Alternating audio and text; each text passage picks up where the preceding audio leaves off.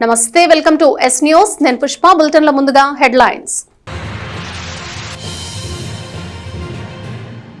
తెనాలిలో సెల్ఫీ వీడియోతో ఆత్మహత్యకు ప్రయత్నించిన మహిళ మృతి. గుంటూరు జిల్లా ఆసుపత్రిలో చికిత్స పొందుతూ మృతి చెందిన కటారి తిరుపతమ్మ. బంగారం చీటింగ్ కేసులో విచారణ పేరుతో పోలీసులు కొట్టి వేధించారని సెల్ఫీ వీడియోలో ఆరోపించిన తిరుపతమ్మ, బంగారం ఇవ్వకుండా ఉంది నిజమేనని పోలీసులు అరెస్ట్ చేస్తారనే భయంతోనే తిరుపతమ్మ ఆత్మహత్యకు పాల్పడిందని పోలీసులకిచ్చిన స్టేట్మెంట్లో భర్త సాయిబాబు వెల్లడి.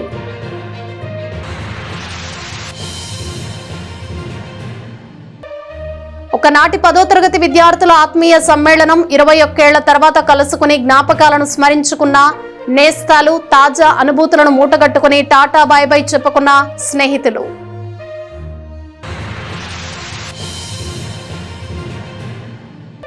అప్రకటిత విద్యుత్ కోతలను నివారించండి, ప్రజలకు నిరంతర విద్యుత్ సరఫరాకు చర్యలు తీసుకోండి. విద్యుత్ పంపిణీ సంస్థకు సిపిఎం తెనాలి కమిటీ వినతి.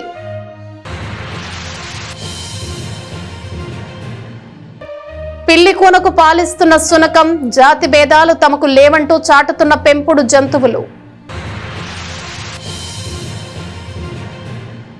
అప్రకటిత విద్యుత్ కోతలతో ప్రజలు ఇబ్బందులను గమనించి విద్యుత్ సరఫరాలో అంతరాయం లేకుండా చూడాలని సిపిఎం తెనాలి పట్టణ కమిటీ విజ్ఞప్తి చేసింది. అప్రకటిత విద్యుత్ కోతలను నివారించి ప్రజలకు అంతరాయం లేకుండా సరఫరాను ఇవ్వాలని కోరుతూ సిపిఎం పట్టణ కమిటీ ఆధ్వర్యంలో ఏపీసీపీడీసీఎల్ కు వినతి పత్రం అందజేశారు. సిపిఎం పట్టణ కార్యదర్శి కొల్లిపర బాబు ప్రసాద్ విలేకరులతో మాట్లాడుతూ వివరాలను తెలియజేశారు. గత 2 వారాలుగా తెనాలి పట్టణంలో కరెంటు అంతరాయాలు అధికంగా ఉన్నట్టు గుర్తు చేశారు. గతంలో ఎన్నడూ లేనంతగా వాతావరణంలో ఉక్కపోత, అధిక ఉష్ణోగ్రతలు నమోదవుతున్నట్లు తెలిపారు. విద్యుత్ సరఫరాలో అంతరాయం కారణంగా వినియోగదారులు ఇబ్బందులు పడుతున్నట్లు తెలిపారు. విద్యుత్ పంపిణీ నిర్వహణలో లోపాలను తనిఖీ చేసుకుని అవసరమైన మరమ్మతులు చేపట్టి నిరంతరం నాణ్యమైన సరఫరా ఉండేలా చూడాలని డిమాండ్ చేశారు. ఏపీ ఈఆర్సీ చైర్మన్ ఇందుకు స్పందించాలని కోరారు. గత 2 వారాలుగా తెనాలి టౌన్లో అప్రకటిత విద్యుత్ కోతలు, పవర్ ఇంటరప్షన్స్, ఎప్పుడు పవర్ వస్తుందో తెలియదు, ఎంతసేపు ఇంటరప్షన్ ఉంటుందో తెలియదు, తిరిగి ఎప్పుడు వస్తుందో తెలియదు. దీనివల్ల వాతావరణంలో విపరీతమైనటువంటి టెంపరేచర్, హ్యూమిడిటీ ఎక్కువగా ఉండటం వలన విద్యుత్ లేని సందర్భంలో ప్రజలు ఇబ్బంది పడటం ఒక భాగం. దీనిలో 2 సాంకేతిక పరమైనటువంటి ఇంకొక ఇబ్బంది ఉంది. అది ఇన్ రష్ కరెంట్ అని చెప్పేసి అంటారు. అంటే మాటకి విద్యుత్తు పోవటం రావటం వలన విద్యుత్తు వచ్చిన వెంటనే ఏవైతే ఆన్లో ఉంటాయో ఎలక్ట్రికల్ ఎక్విప్మెంట్ 10 to 20 టైమ్స్ అధికంగా కరెంటు తీసుకుంటుంది. అలా అధికంగా కరెంటు తీసుకోవటం వలన ఫర్ ఎగ్జాంపుల్ ఒక ఇంట్లో ఉండేటువంటి డొమెస్టిక్ ఎక్విప్మెంట్స్ ఏవైతే ఉన్నాయో స్విచ్లన్నీ వేడెక్కుతాయి, ఏసీలు పాడవడానికి అవకాశం ఉంది, టీవీలు పాడవడానికి అవకాశం ఉంది, ఫ్రిడ్జ్లు పాడవడానికి అవకాశం ఉంది, సీలింగ్ ఫ్యాన్లు పాడవడానికి అవకాశం ఉంది. అట్లాగే ఫ్రిడ్జ్లకి ఏసీలకి పెడుతున్నటువంటి స్టెబిలైజర్స్ ఏవైతే ఉన్నాయో అవి కూడా పాడవడానికి అవకాశం ఉంటుంది. ఎందుకనంటే ఆ స్టెబిలైజర్లో కూడా ఎలక్ట్రానిక్ ఇవి ఉంటాయి, ట్రాన్స్ఫార్మర్స్ కూడా ఉంటాయి. అందుకని 10 to 20 టైమ్స్ అధిక కరెంటు తీసుకోవటం వలన అవన్నీ కూడా పాడవటానికి అవకాశం ఉంటుంది. ఇంకోటి ఏమిటంటే సబ్స్టేషన్లో కూడా ట్రాన్స్ఫార్మర్స్ పాడవటానికి అవకాశం ఉంటుంది, స్విచ్ గేర్స్ పాడవటానికి అవకాశం ఉంటుంది. ఇప్పుడు న్యూసెన్స్ ట్రిప్పింగ్ అని చెప్పేసి అని అంటారు. అంటే చీటికి మాటికి పవర్ ఇంటరప్షన్స్ ఉండటం వలన స్విచ్ గేర్లు కూడా ట్రిప్ అవుతుంటాయి. ఇట్లా అవి ట్రిప్ అవ్వటం వలన మళ్ళీ ట్రాన్స్ఫార్మర్ కూడా పాడవడానికి అవకాశం ఉంటుంది. అయితే దీనికి ఏంటి ప్రత్యామ్నాయం లేదంటే అని చెప్పేసి ఉంది, ప్రివెంటివ్ మెయింటెనెన్స్ అని చెప్పేసి అని అంటారు. అది అడిక్వేట్ సూటబుల్ ప్రివెంటివ్ మెయింటెనెన్స్ కనుక ఉంటే ఇట్లా జరగడానికి అవకాశం లేదు. ఇవాళ కనుక మనం ఏ సింగిల్ పోల్ ట్రాన్స్ఫార్మర్ దగ్గరికి వెళ్ళినా, డబుల్ పోల్ ట్రాన్స్ఫార్మర్ దగ్గరికి వెళ్ళినా, లేదు ఏ సబ్స్టేషన్ దగ్గరికి వెళ్ళినా మల్టిపుల్ జాయింట్స్ ఎక్కువగా కనిపిస్తున్నాయి. ఈ మల్టిపుల్ జాయింట్స్ ఉండటం వలన లైన్లో రెసిస్టెన్స్ ఎక్కువ పెరిగి ఓవర్ కరెంట్ తీసుకోవడానికి అవకాశం ఉంటుంది. అందుకని టౌన్లో అన్ని చోట్ల ఈ జాయింట్స్ అన్నింటినీ తీసేసి స్ట్రైట్గా కండక్టర్లని వేయాల్సినటువంటి అవసరం ఉంది. అట్లాగే ప్రతి చోట ఎర్తింగ్ అనేటువంటి చేయాల్సినటువంటి అవసరం ఉంది. రెండోది పీరియాడికల్ మెయింటెనెన్స్ ఏదైతే ఉందో అవి చేయాల్సిన అవసరం ఉంది. ఈ 3 లేనందువల్లనే మనకి విద్యుత్తులో ఈ అప్రకటిత కోతలు అనేటువంటి ఉంటున్నాయి. విద్యుత్తులో 3 ప్రధానమైన భాగాలు ఉన్నాయి. ఒకటి పవర్ జనరేషన్, అది లిమిటెడ్ ఏరియాలోనే ఉంది. రెండవది ట్రాన్స్మిషన్, ఓవర్ హెడ్ లైన్స్, అది కూడా లిమిటెడ్ ఏరియాలో. మూడవది వచ్చేటప్పుడు డిస్ట్రిబ్యూషన్, ఇది చాలా విస్తారమైనటువంటి ఏరియాలో అన్ని రకాల వినియోగదారులకి పవర్ సప్లై చేయాల్సిన అవసరం ఉంటుంది. అందుకని ఈ పవర్ సప్లైలో ఈ ఇన్ రష్ కరెంట్ ఏదైతే ఉందో అది లేకుండా చూడాల్సిన బాధ్యత అధికారులు ఉంది. ఆ వైపు దృష్టి పెట్టినందువల్లనే ఇవాళ పట్టణంలో ఈ చీటికి మాటికి పవర్ ఇంటరప్షన్ అనేటువంటిది జరుగుతుంది. ఎప్పటికైనా సరే అధికారులు ఈ ప్రివెంటివ్ మెయింటెనెన్స్కి ప్రాధాన్యత ఇచ్చి దానికోసం ప్రత్యేకంగా వారంలో 1 రోజు 2 రోజుల్లో మొత్తం టౌన్ అంతా కూడా అన్ని ట్రాన్స్ఫార్మర్ల పరిధిలోనూ చర్యలు కనుక తీసుకుంటే తప్పనిచ్చి ఈ పవర్ ఇంటరప్షన్స్ని ఆపడం సాధ్యం కాదు. ఆ రకమైనటువంటి చర్యలు తీసుకోవాలని చెప్పేసి సిపిఎం మేము ఏపీ సిపిడిసిఎల్ కంపెనీని డిమాండ్ చేస్తున్నాం. Janasena party railway Koduru MLA Arava Sridhar ముస్లిం మహిళలను ఉద్దేశించి చేసిన అనుచిత వ్యాఖ్యలు చేయటం దారుణమని AP Waqf board director Mohammed Ismail Baig ఖండించారు. రూరల్ మండలం ఆటోనగర్ లో శనివారం రాత్రి AP Waqf board director Mohammed Ismail Baig విలేకరుల సమావేశంలో మాట్లాడారు. రైల్వే కోడూరు ఎమ్మెల్యే అరవ శ్రీధర్ చేసిన వ్యాఖ్యలకు సంబంధించి తమకు అండగా నిలిచిన దళిత స్నేహితులు, దళిత సంఘాల నాయకులకు ముస్లిం సమాజం తరపున ఇస్మాయిల్ బేగ్ కృతజ్ఞతలు తెలియజేశారు. వక్ఫ్ బోర్డు ఈ నెల 17వ తేదీన నిర్వహించిన పరీక్షా ఫలితాలను సోమవారం ఉదయం 11 గంటలకు నంద్యాలలో మంత్రి ఫరూక్, వక్ఫ్ బోర్డు చైర్మన్ అజీజ్లు విడుదల చేస్తారని తెలిపారు. తెలంగాణలో సీనియర్ అడ్వకేట్ కాజా మొయినుద్దీన్ ను దుండగులు దారుణంగా హత్య చేయటాన్ని ఆయన ఖండిస్తున్నట్లు తెలిపారు. నిందితులను గుర్తించి వారి ఆస్తులను జప్తు చేసి న్యాయవాది కుటుంబ సభ్యులకు న్యాయం చేయాలని ఆయన డిమాండ్ చేశారు. నా స్నేహితులు ఎవరైతే నా దళిత స్నేహితులు ఉన్నారో వారు, అదేవిధంగా దళిత సంఘాల నాయకులు ప్రతి ఒక్కరికి కూడా అతనిని ఖండిస్తూ సోషల్ మీడియాలో వివిధ మాధ్యమాల్లో వాళ్ళు ముస్లిం మహిళలకు సపోర్ట్గా మాట్లాడడం, ఎవరైతే సపోర్ట్గా మాట్లాడారో వాళ్ళందరికీ కూడా నేను నా తరఫు నుంచి, ముస్లిం సమాజం తరఫు నుంచి మనస్ఫూర్తిగా వాళ్ళకు కృతజ్ఞతలు తెలియజేస్తున్నాను. ఒక ఎమ్మెల్యే అయ్యుండి ఒక ఎమ్మెల్యేగా గెలిచిన తర్వాత మనం దగ్గరగా 3 నుంచి 4 లక్షల మందికి ప్రాతినిధ్యం వహిస్తూ ఉంటాం. గెలిచిన తర్వాతన్నా మన ప్రవర్తన మార్చుకోవాలి, మన భాషను మార్చుకోవాలి.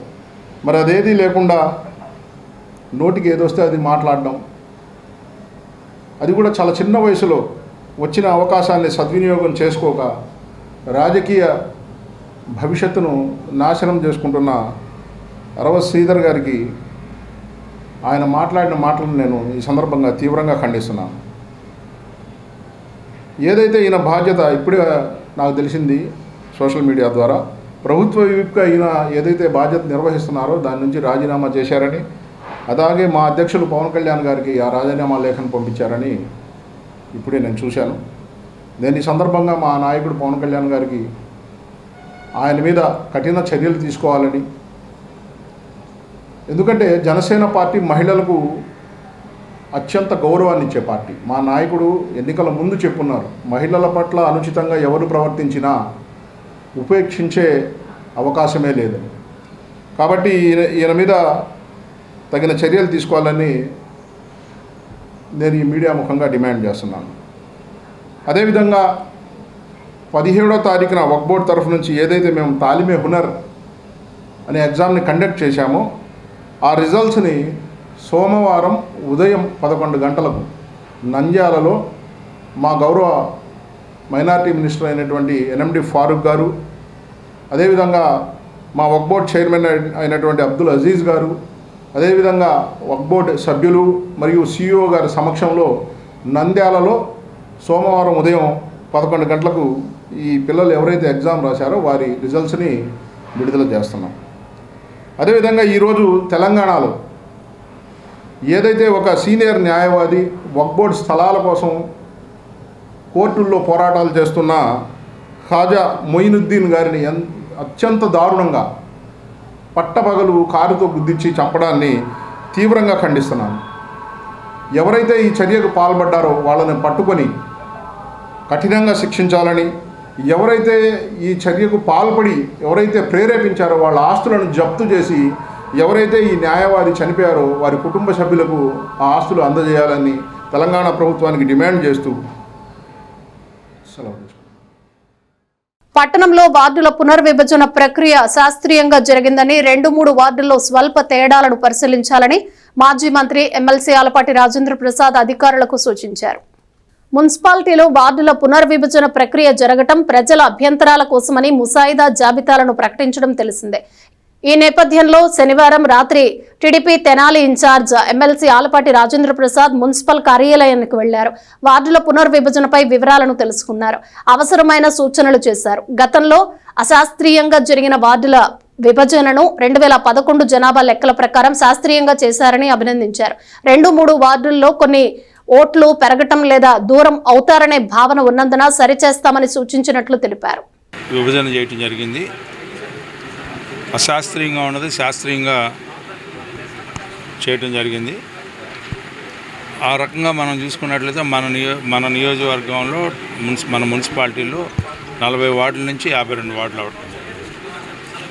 ఎక్కడన్నా అబ్జెక్షన్స్ ఉంటే కూడా మనని చెప్పమన్నారు. 52 వార్డ్స్లో ఎక్కడన్నా అశాస్త్రీయ విభజన ఉంటే దాన్ని సరి చేసుకోవచ్చు అని చెప్పడం జరిగింది. ఆల్మోస్ట్ అంతా బాగుంది. 2-3 వార్డ్స్లో కొన్ని ఓట్స్ పెరుగుతాయి అనే ఆస్కారం కానీ లేకపోతే కొంత అశాస్త్రీయంగా దూరం అవుతుంది అనే దీనికి అన్నిటినీ కంపాక్ట్ చేయడానికి అవకాశం ఉన్న చోట కంపాక్ట్ చేయడానికి చేయమని చెప్పి అడిగాము.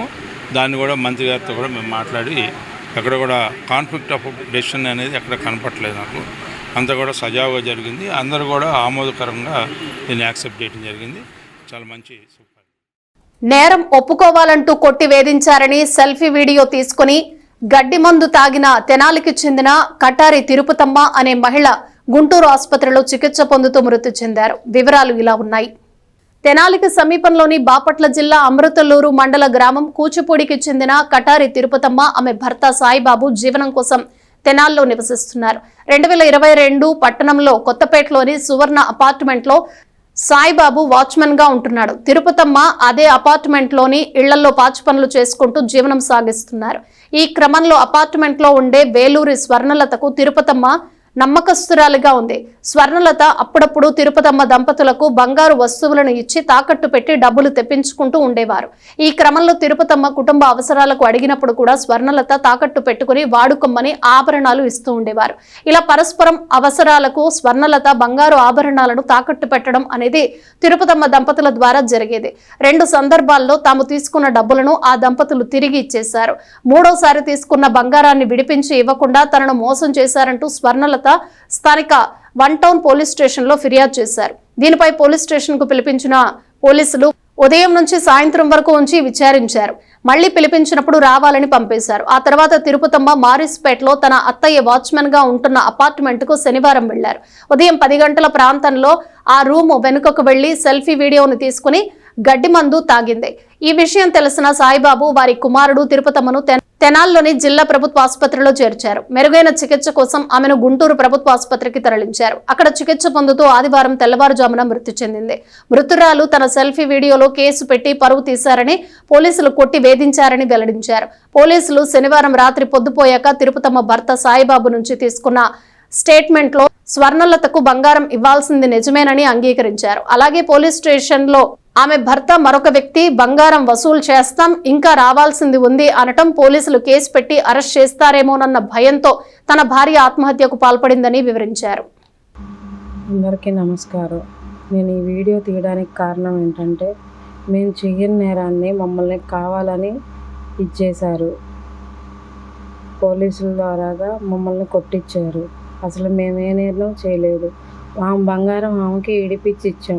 అయినా కానీ మమ్మల్ని ఎవరు పట్టించుకోవట్లేదు. మేము చెప్పినవి అసలు మమ్మల్ని ఆదరించే వాళ్ళు, మాకు సపోర్ట్ చేసే వాళ్ళే లేరు. కానిస్టేబుల్లైనా, ఎస్ఐలైనా, ఎవరైనా సరే వాళ్ళకే సపోర్ట్ చేస్తున్నారు, వాళ్ళకే ఇది అవుతున్నారు. అంటే సామాన్యుల మాట పోలీసులు కూడా వినరు. పోలీస్ స్టేషన్లో కూడా న్యాయం జరగదు. అందుకే మేము ఈ నిర్ణయం తీసుకుంటున్నాం. మేము అసలుకి బతకాలనుకోవట్లేదు. మా పరువు తీసింది కాక మా మీద నిందలేసింది. మీరు ఒప్పుకుంటారా ఒప్పుకోరా?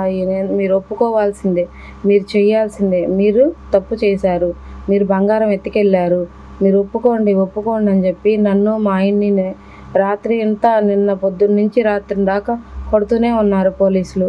ఏం చేయాలో మాకు అర్థం కాలేదు. ఆ దెబ్బలకు తట్టుకోలేక మేము సరే తీసుకెళ్ళామండి అని చెప్పేసి ఒప్పుకున్నాం. ఒప్పుకున్నందుకు అప్పుడు దాకా కొట్టిన వాళ్ళు అప్పుడు వదిలేశారు మమ్మల్ని. ఈ పూట మళ్ళీ రమ్మన్నారు. మాకు తన్నులు తినే ఓపిక అయితే లేదండి. ఇంకా మేము చెయ్యని తప్పుని వాళ్ళు బలవంతంగా కొట్టైనా ఒప్పించి చెయ్యాలి అని చెప్పేసి వాళ్ళు అనుకుంటున్నారు. మేమైతే ఒప్పుకోలేము. మేము చెయ్యని నేరాన్ని చేసామని ఒప్పుకోలేము. వాళ్ళు బలవంతంగా కొట్టించైనా మమ్మల్ని ఒప్పుకుంటున్నారు. అందుకే మాకు ఎటువంటి న్యాయం జరగలేదు. మాకు ఎటువంటి న్యాయం జరగదు. ఎందుకంటే మా వైపు ఏ పెద్దవాళ్ళు లేరు, ఎవరు రారు కూడా. మాకు ఎవరు లేని వాళ్ళం మేము. ఇప్పుడు మేము మాట్లాడుకున్న పెద్ద ఆయన కూడా మీరు తప్పు చేశారంటగా అమ్మ అని చెప్పేసి ఆయనే మమ్మల్ని ప్రశ్నించారు. ఎందుకంటే ఆయనకు కూడా వాళ్ళు అలాగే చూపించారు, లేని సాక్ష్యాలను తీసుకొచ్చారు. అట్లా చేసావు, నువ్వు ఇట్ట మాట్లాడావు, అది ఇదని. ఏమండి అవి అంతకు ముందు ఇవ్వండి అని అన్నా కానీ నన్ను పట్టించుకోలేదు. ఇప్పుడు మాట్లాడిని అని చెప్పి వాళ్ళు క్రియేట్ చేసి ఇచ్చేశారు. నేను ఇవన్నీ ఇక నా వల్ల కాదు, నేను భరించలేను. ఆమె చేసిన తప్పులన్నీ నా మీద పులిమేసి దాని దగ్గర తప్పుకోవాలి అని అనుకొని ఇవన్నీ ఇచ్చేసింది. ఆమె చేసిన తప్పులన్నీ ఆమె వస్తువులు తాకట్టు పెట్టి వాళ్ళ పిన్నికి, వాళ్ళ అమ్మకి, వాళ్ళ నాన్న వాళ్ళకి, వాళ్ళ తమ్ముడికి, వీళ్ళందరికీ వడ్డీలకి ఇచ్చింది. వాళ్ళ అమ్మ అయితే ఒక బ్రోతల్ హౌస్లో ఉండిద్దండి. ఆ బ్రోతల్ హౌస్ ఆమె కూడా ఈమె దగ్గర డబ్బులు తీసుకొని ఆమెకు కూడా ఆమె ద్వారా కూడా వడ్డీలకి తిప్పిద్ది అక్కడ. అవన్నీ నాకు తెలుసు. ఇవన్నీ నేను ఆడ బయట పెడతాను అని చెప్పేసి దాని మొగుడికి లేనిపోయినవన్నీ మా మీద చెప్పి మా మీదే తిరిగి కేసు పెట్టింది. ఇప్పుడు నేను చెప్తున్నా కానీ పోలీసులు నా మాట పట్టించుకోవట్లేదు. కాబట్టి కలెక్టర్ గారైనా మీరే ఇది ఎలాగోలా సాల్వ్ చేయాలండి. మేమైతే ఈ వీడియో మీకు చేరేటోడికి ప్రాణాలతో అయితే ఉన్నాము, కానీ మాకు న్యాయం జరగాలని మేము కోరుకుంటున్నాం. నా భర్తని నన్ను ఇష్టం వచ్చినట్టు కొట్టారు. నిన్న ఇష్టం వచ్చినట్టు కొట్టి మీరు చేశారు, తప్పు చేశారు, ఒప్పుకోండి అని చెప్పి ఇష్టం వచ్చినట్టు మాట్లాడారు. ఎస్ఐ గారు అయితే ఏవే పోవే అని అసభ్యంగా మాట్లాడారు. ఒక ఉద్యోగంలో ఉన్న ఆయన, ఒక అధికారి ఒక ఆడదాన్ని అలా అనొచ్చా, చెయ్యొచ్చా? వాళ్ళకున్న అంటే డబ్బున్న వాళ్ళకున్న విలువ లేని వాళ్ళకి లేదు. అంటే లేని వాళ్ళకి ఎక్కడ న్యాయం జరగదు, ఉన్న వాళ్ళ మాట వింటారు అని మళ్ళీ ఇంకోసారి రుజువు చేశారు పోలీసులు కూడా.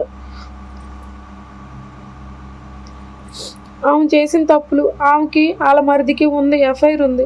ఆ విషయం నాకు తెలుసు. అయినా కానీ నేను బయట పెట్టలే. ఎందుకులే, నలుగురిలో కాపురం పోయిద్ది, వాళ్ళ పరువు పోయిద్ది అని చెప్పేసి నేను ఊరుకున్నాను. ఆమె ఎక్కడ గుంటూరులో కూడా ఇంకో ఆయన ఉన్నాడు, ఆయన దగ్గరికి వెళ్ళిద్ది, అది నాకు తెలుసు. ఆయన ఎవరో కూడా నాకు తెలీదు, కానీ నన్ను తోడు తీసుకెళ్ళిద్ది. గుంటూరు మాట్లాడితే హాస్పిటల్ అని వంక పెట్టుకొని గుంటూరు వెళ్ళి ఆయన దగ్గరికి వచ్చిద్ది. ఆ విషయం కూడా నాకు తెలుసు. అయినా కానీ నేను ఇవేం బయట పెట్టలే. ఎందుకంటే ఆ కాపురం పోయిద్ది ఎందుకులే అని చెప్పి. కానీ ఇంత దాకా వచ్చినాక నా పరువు తీసి నన్ను చేసి మమ్మల్ని ఇంత కొట్టిన తర్వాత నేను ఈ విషయాన్ని అన్నిటికీ ఇదవదలుచుకోలేదు. మాకైతే న్యాయం, మేము చచ్చిపోయిన తర్వాత అయినా మాకు న్యాయం జరిగిద్దని కోరుకుంటున్నాను కలెక్టర్ గారిని. వారంతా ఒకనాటి 10వ తరగతి విద్యార్థులు 2 దశాబ్దాల విరామం తర్వాత మళ్లీ కలుసుకోవాలని ఆశించారు. చిన్ననాటి నేస్తాలను చూసి పరవశించిపోయారు. నాటి జ్ఞాపకాలను స్మరించుకున్నారు. తాజా అనుభూతులతో తిరిగి వెళ్లారు. ఆ నేస్తాలను కలిసి స్థానిక గంగానమ్మపేటలోని తోటకూర సుబ్బారావు మున్సిపల్ హై స్కూల్ 2004-05 సంవత్సరంలో 10వ తరగతి చదువుకున్నారు. చదువులయ్యాక కెరియర్ వేటలో మునిగారు. తర్వాత పెళ్లి, పిల్లలతో జీవనం సుఖంగా గడుపుతున్న వయసులో చిన్ననాటి నేస్తాలను కలుసుకోవాలని నిర్ణయించారు. చేసిన ప్రయత్నం సఫలమైంది. ఫలితంగా ఆదివారం వారంతా తాము చదివిన హై స్కూల్లో ఆత్మీయ సమ్మేళనం పేరిట కుటుంబాలతో సహా కలుసుకున్నారు. నాటి ఉపాధ్యాయులు శ్రీనివాస్, అంబరీష్ మాస్టర్, కళ్యాణి టీచర్ అతిథులుగా ఆహ్వానించుకున్నారు. అంతా కలిసి ఆనందంగా గడిపారు. మళ్లీ కలుసుకుందామంటూ వీడ్కోలు తీసుకున్నారు. 2004-05 సంవత్సరం సంబంధించిన 10th క్లాస్ సంబంధించిన బ్యాచ్ ఆఫ్టర్ 21 ఇయర్స్ వాళ్ళు గెట్ టుగెదర్ పెట్టుకోవడం జరిగింది. దీనికి వాళ్ళ విత్ ఫ్యామిలీస్ అందరూ కూడా అటెండ్ అవ్వడం జరిగింది. చాలా ఉల్లాసంగా, ఉత్సాహంగా అందరూ పార్టిసిపేట్ చేశారు. ఆడపిల్లలు, అలాగే చాలా సుదూర ప్రాంతం నుంచి కూడా రావడం జరిగింది. హైదరాబాదు, వైజాగ్, రకరకాల ప్రాంతాలు అందరూ కలవాలనే ఆసక్తితో ఆల్మోస్ట్ నియర్లీ 100% వాళ్ళు అటెండ్ అవ్వడం జరిగింది. దీనికి టీచర్స్ కూడా కొంతమంది రావడం జరిగింది.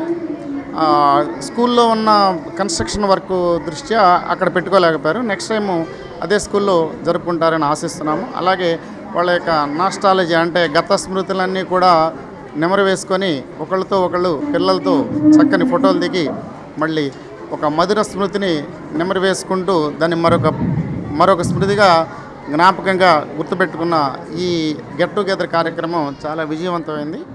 దీనికి అందరూ కూడా మేమందరూ కూడా 2005 తోటకూర సుబ్బారావు మున్సిపల్ హై స్కూల్ ఉన్నటువంటి స్టూడెంట్స్ మరి ఈరోజు గెట్ టుగెదర్ ఏర్పాటు చేయడం జరిగింది.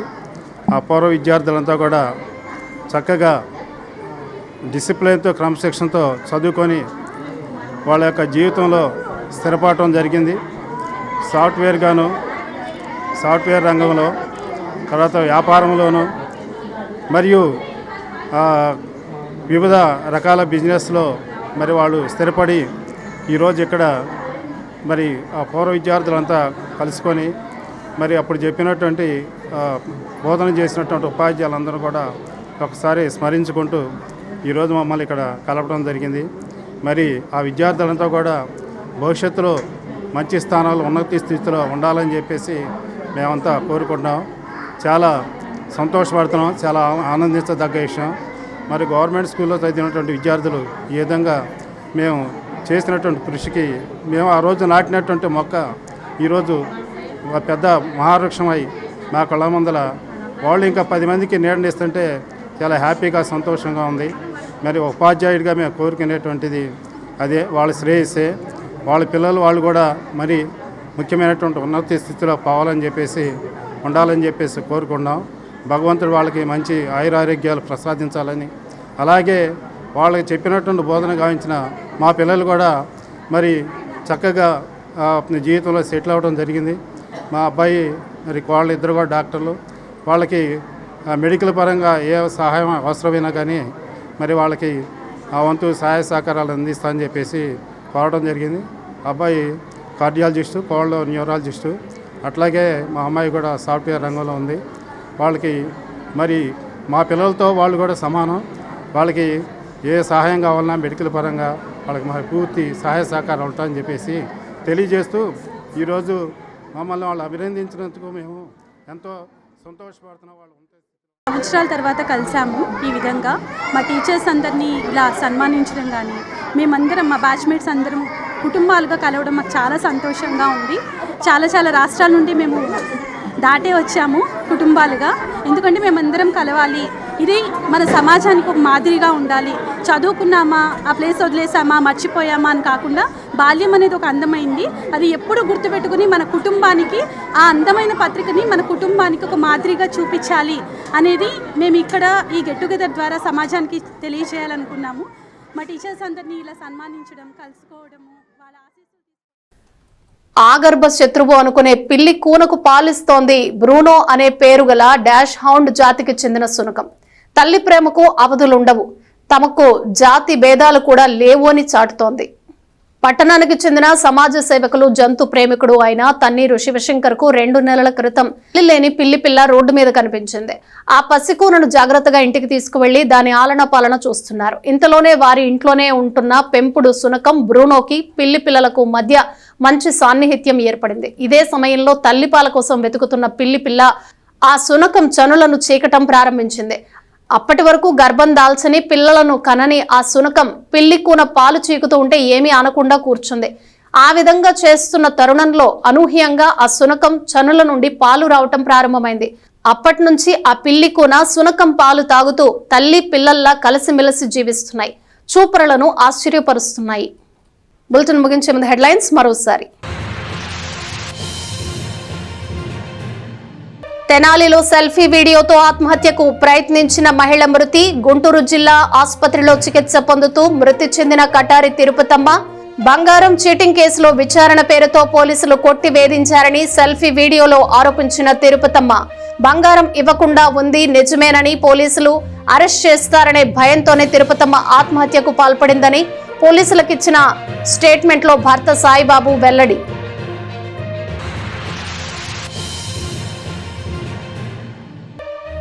ఒకనాటి 10వ తరగతి విద్యార్థుల ఆత్మీయ సమ్మేళనం 21 ఏళ్ల తర్వాత కలుసుకుని జ్ఞాపకాలను స్మరించుకున్న నేస్తాలు, తాజా అనుభూతులను మూటగట్టుకుని టాటా బై బై చెప్పుకున్న స్నేహితులు.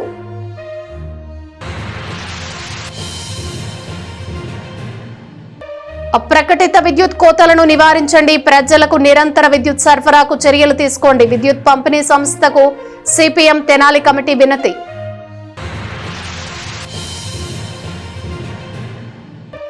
పిల్లి కూనకు పాలిస్తున్న శునకం, జాతి భేదాలు తమకు లేవంటూ చాటుతున్న పెంపుడు జంతువులు.